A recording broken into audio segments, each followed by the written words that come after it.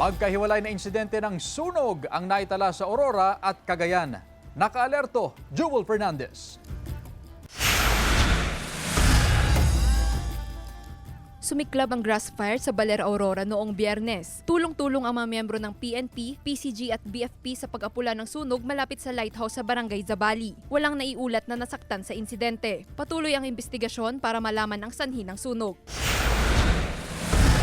Nasunog ang isang garahe sa Zone 3, Barangay Santa Margarita, Baggao, Cagayan noong kasagsagan ng Bagyong Quiapo. Sa ulat ng BFP, nagmula ang sunog sa nakaparadang van. Nadamay sa sunog ang isang motorsiklo at ang refrigerator na may lamang frozen goods na paninda ng may-ari. Humigit kumulang 100,000 pesos ang halaga ng mga nasunog na ari-arian. Walang nasaktan sa sunog. Patuloy ang investigasyon ng BFP sa insidente. Ang totally estimated damage po is 100,000 po.